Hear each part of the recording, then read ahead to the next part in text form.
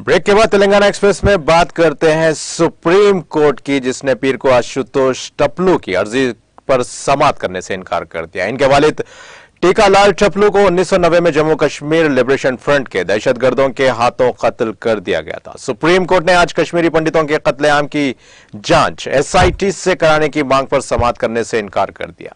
यह दरखास्त गुजार आशुतोष टपलू ने दायर की थी। उनके वालिद लाल टपलू कत्ले आम में मारे गए थे। अर्जी गुजार टपलू ने इस मुद्दत में हिजरत और कत्ल की तफसीली और गैर जानिबदाराना जांच का मुतालबा करते हुए सुप्रीम कोर्ट का रुख किया था। जस्टिस बीआर गवाई की सरबराही में 2 जजों की बेंच ने दरखास्त पर गौर करने से इनकार कर दिया और कहा कि वो किसी मुनासिब फोरम पर मुतालबा उठाने के लिए आजाद है। अदालत ने कहा कि हमने माजी में ऐसी ही दरखास्त पर गौर नहीं किया, हमें बहुत अफसोस है। दरखास्त गुजार टपलू ने कहा कि उनके वालिद को 1990 में Jammu Kashmir liberation front JKLF के दहशतगर्दों ने कत्ल कर दिया था। अर्जी गुजार ने 1984 के सिख मुखालिफ कत्लेआम की 3 दहाइयों के बाद तहकीकात के लिए सुप्रीम कोर्ट की जानिब से तश्कील दी गई खुसूसी तफ्तीशी टीम SIT का भी हवाला दिया और अपने वालिद के कत्ल की SIT से तहकीकात का मुतालबा किया। अदालत ने कहा कि हम पहले भी इसी तरह की दरखास्तें खारिज कर चुके हैं, अब वो इस मामले की समाअत नहीं कर सकते।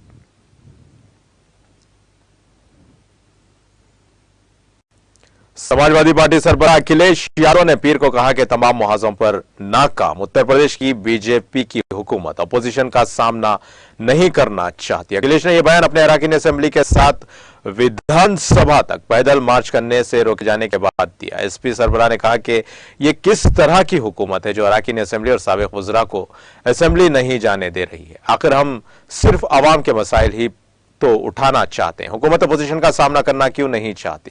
हुकूमत अपोजिशन का सामना इसलिए करना नहीं चाहती क्योंकि वह तमाम मुहाज़ों पर नाकाम साबित हो रही है। मुजाहिरे को खत्म करने के बाद अखिलेश ने इल्जाम लगाया कि मौजूदा हुकूमत में बदउनवानी अपने शबाब पर है, हर चीज महंगी होती जा रही है। उन्होंने नौजवानों को जॉब और रोजगार के जो ख्वाब दिखाए थे वो सब झूठे साबित हुए। आज हर चीज का प्राइवेटाइजेशन करके नौजवानों से रोजगार को छीना जा रहा है। नौजवान अग्निवीर स्कीम से मुतमईन नहीं है। SP सरबराह ने कहा कि वो अपने अराकीन असेंबली के साथ मीटिंग के आगे की हिकमत अमली तय करेंगे।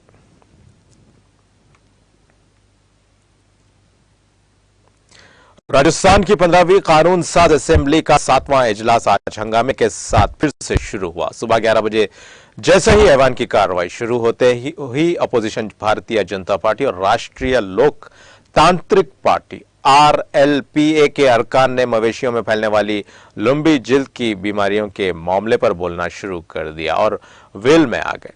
नारेबाजी और हंगामाराई के दरमियान असेंबली के स्पीकर डॉक्टर CP जोशी ने अपोजिशन के अरकान को अपनी नशिस्तों पर जाने के लिए कहा, लेकिन वो वेल में ही नारे लगाते रहे और हंगामाराई के बाद डॉक्टर जोशी ने ऐवान की कार्रवाई 11:07 पर 15 मिनट के लिए मुलतवी कर दी। इसके बाद जब 11:22 पर ऐवान की कार्रवाई दोबारा शुरू हुई तो अपोजिशन अरकान ने फिर हंगामा शुरू कर दिया।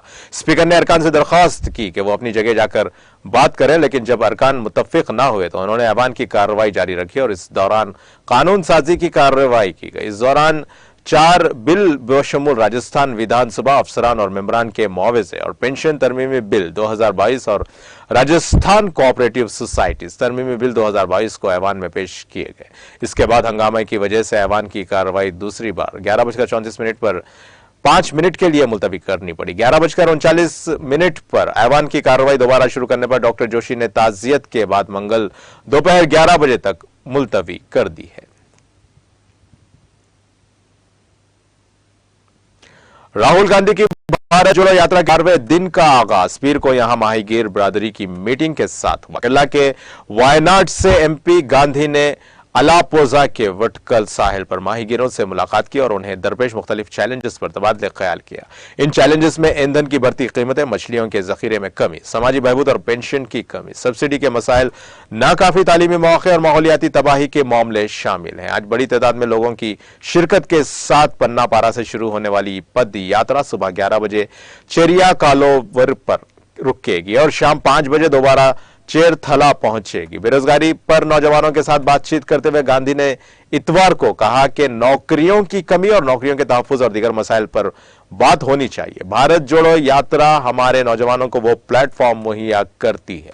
उन्होंने यह भी ट्वीट किया कि हम आहंगी के बगैर कोई तरक्की नहीं है, तरक्की के बगैर रोजगार नहीं है, नौकरियों के बगैर कोई मुस्तकबिल नहीं है और भारत जोड़ो यात्रा बेरोजगारों की बीड़ियों को तोड़ने के लिए मायूसी की आवाज को मुत्तहिद होकर बुलंद करता है। उन्होंने कंटार्स के किसानों से भी बातचीत की, जिसे केरला का चावल का प्याला कहा जाता है। किसानों ने उन्हें रियासत के जिले अल्लापुझा के बैक वाटर के मरकज में वाक़े कडनाड़ में अपने मसाइल से आगाह कराया।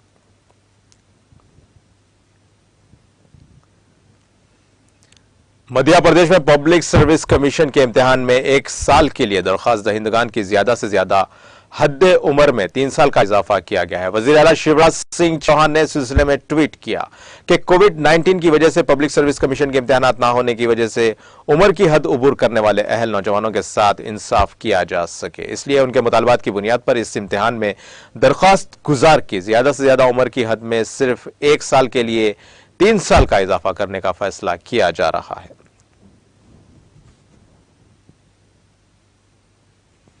केरला के गवर्नर आरिफ मोहम्मद खान ने वजीर आला पिनाराई विजयन के साथ टकराव के बाद पीर को राजभवन में एक प्रेस कॉन्फ्रेंस बुलाई है। इतवार की रात राजभवन के एक पैगाम में कहा गया कि गवर्नर कुछ वीडियो क्लिपिंग और दस्तावेजात कल मीडिया के साथ शेयर करना चाहते हैं। इससे कबल इतवार को गवर्नर ने सहाफियों को बताया कि वो पीर को तमाम खतूत पेश करेंगे जो वजीर आला ने उन्हें लिखे थे। उन्होंने इल्जाम लगाया कि केरला पुलिस ने 3 साल कबल उनके खिलाफ हुए हमले के सिलसिले में मुकदमा दर्ज नहीं किया था। उन्होंने कहा कि वजीर आला पिनाराई विजयन जो महकमे दाखिला का चार्ज संभाल रहे हैं, इस सिलसिले में पुलिस की बेअमली के मामले में मुलव्विस हैं। उन्होंने दावा किया कि वजीर आला ने पुलिस को इसकी इत्तला न देने की हिदायत की है। हफ्ते को आरिफ मोहम्मद खान ने इल्जाम लगाया कि गवर्नर के दफ्तर को नीचा दिखाने की कोशिश की जा रही है।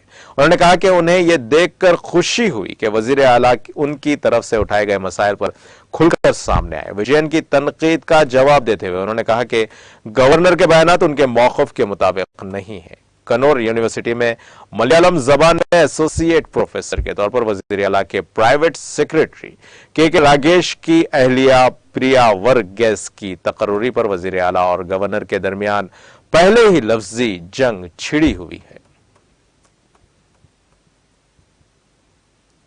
बिहार में औरंगाबाद जिले के दाऊद नगर थाने इलाके में सोन नदी में डूबने से 3 बच्चों की मौत हो गई। पुलिस राय ने पीर को यहां बताया कि कालिस्तान घाट पर इतवार की देर शाम चैतिया त्योहार के मौके पर नहाने के दौरान सोन नदी में डूबने से 3 बच्चों की मौत हो गई। मरने वालों में जिले के दाऊद नगर थाना इलाके के अमृत बेघा के रहने वाले मनोज पासवान का 8 साला बेटा सोनू, राजकुमार पासवान का 12 साला बेटा केशव और थाना गोह के इलाके में मीरपुर का रिहायशी जितेंद्र पासवान का 8 साला बेटा शिवा शामिल है। जिला मजिस्ट्रेट सौरभ जोरवाल ने कहा कि इस हादसे में मरने वाले बच्चों के लवाहिकीन को रियासती हुकूमत की तरफ से 4 लाख रुपए की इमदादी रकम फराहम की जाएगी।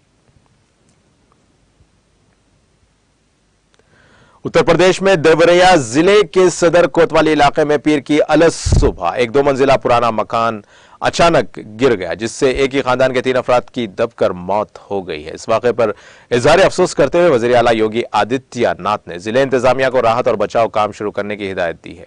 पुलिस के मुताबिक देवरिया शहर में अलस सुबह जब मकान गिर गया तो सभी सो रहे थे। इस हादसे में एक बच्ची और उसकी मां और बाप की मौत हो गई। पुलिस के मुताबिक मकान बहुत पुराना और खस्ता हाल था। वजीर आला के दफ्तर से मौसूला इत्तला के मुताबिक वजीर आला योगी आदित्यनाथ ने मरने वालों के सोगवार खानदान से ताजियत का इजहार किया है। उन्होंने देवरिया के जिला मजिस्ट्रेट और सीनियर पुलिस अफसरान को फौरी तौर पर मौके पर पहुंचने की हिदायत दी। साथ ही इमदादी फंड से मरने वालों के लवाहिकीन को 4 लाख रुपए की इमदाद रकम देने की भी हिदायत दी गई है। पारसा नामी कश्मीर की अवार्ड याफ्ता फूड चेन ने इतवार को जनूबी कश्मीर के कोलगाम इलाके में अपना एक और इदारा खोल लिया है। इस दौरान पारसा ब्रांड के मालिक जावेद पारसा, बुजुर्ग शहरी और मुकामी लोगों की मौजूदगी में इदारे का इफ्तिताह किया गया। टीटीवी से बात करते हुए पारसा फूड्स के सरबराह जावेद पारसा ने कहा कि उन्हें जनूबी कश्मीर में लोगों का काफी प्यार मिला है, जिसकी वजह से उन्होंने यहां के हर जिले में अपना आउटलेट कायम किया। उन्होंने मजीद कहा कि वो अब जम्मू कश्मीर के बानहाल इलाके में भी अपना आउटलेट कायम करेंगे। लद्दाख यूनियन टेरिटरी के जिला लेह में पीर की सुबह ज़लज़ले की झटके महसूस किए गए। ताहम किसी जानी या माली नुकसान की कोई इतला नहीं है। ज़लज़ले की शिद्दत रेक्टर स्केल पर 4.3 डिग्री रिकॉर्ड की गई, जबकि जमीन के अंदर उसकी गहराई 10 किलोमीटर थी। बता देंगे ये यूनियन टेरिटरी में गुज़िश्ता 4 दिनों में होने वाला दूसरा ज़लज़ला है। नेशनल सेंटर फॉर सेस्मोलॉजी के मुताबिक लद्दाख के करगिल में पीर की सुबह 9:30 पर ज़लज़ले के झटके महसूस किए गए।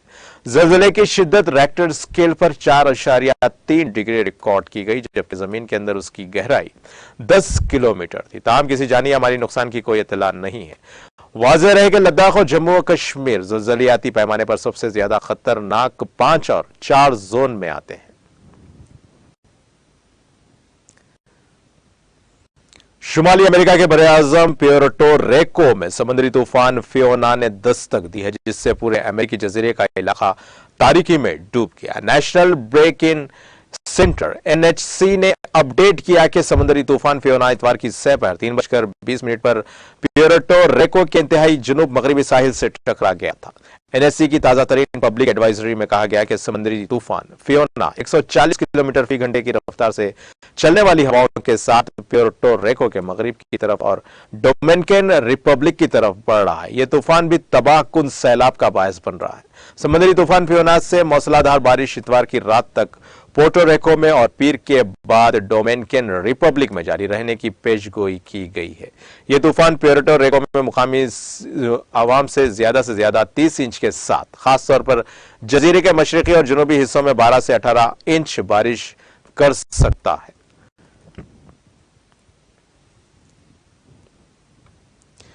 अमेरिकी सदर जो बाइडेन ने फिर कहा है कि चीन के हमले की सूरत में अमेरिका ताइवान का दिफा करेगा। CBS के एक इंटरव्यू में बाइडेन से पूछा गया कि क्या चीन के ताइवान पर हमला करने पर अमेरिकी फौज ताइवान का दिफा करेगी। इसके जवाब में अमेरिकी सदर ने इत्तेफाक किया और हां में जवाब दिया।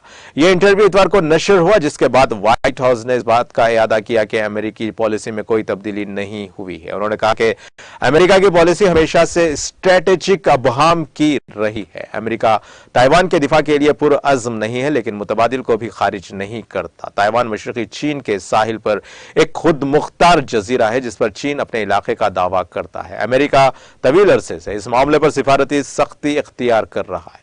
एक तरफ यह चीन की पॉलिसी पर अमल पैरा है, जो चीन के साथ उसके ताल्लुकात की बुनियाद भी है। बाइडेन ने अपने 1 घंटे के इंटरव्यू में इस बात का इयादा किया। उन्होंने कहा कि एक चीन की पॉलिसी है और ताइवान अपनी आजादी पर अपने फैसले खुद कर सकता है। हम आगे नहीं बढ़ रहे हैं, इन्हें चीन से आजादी हासिल करने की तरगीब नहीं दे रहे हैं। यह ताइवान का अपना फैसला है।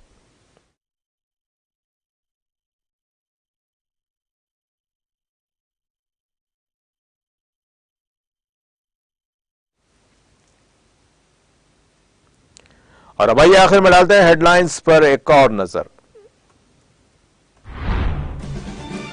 KTR अपनी सालगिरह के मौके पर राजौरी सरसला जिले में सरकारी कॉलेजेस के तलबा में करेंगे टैबलेट्स तकसीम। तेलंगाना हुकूमत तमाम जातों के पेशावर तबकात की फलाह बहबूद के अहद की पाबंद। जिला रंगारेड्डी में तालाब में मछलियों को छोड़ने के बाद रियासती वजीर सबिता इंदिरा रेड्डी का खिताब। वजीर आला KCR माहीगीरों की फलाह व बहबूद के लिए कर रहे हैं इक़दामात। जिला वनप्रति में मुख्तलिफ तरक्याती प्रोग्राम्स में शिरकत के बाद रियासती वजीर निरंजन रेड्डी का खिताब। रियासती वजीर इंदिरा किरण रेड्डी ने नंदीपेट मंडल का किया दौरा। डोंकेश्वर के साबिक सरपंच के इंतकाल पर उनके अरकान खानदान से किया ताजियत का इजहार। सड़क हादसा पर काबू पाने में अवाम का ताउन जरूरी। सेंट्रल लाइटिंग LED सर्कुलिंग डिस्प्ले बोर्ड की इफ्तिताई तकरीब से वरंगल कमिश्नर का खिताब।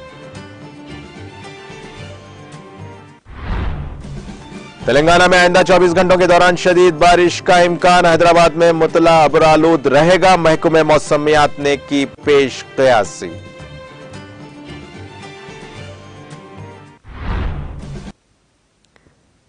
और इसी के साथ तेलंगाना एक्सप्रेस का सिलसिला यहीं खत्म होता है। ताजा खबरों के लिए देखते रहिए TTV और अब मुझे पूरी टीम के साथ दे इजाजत। अल्लाह हाफिज।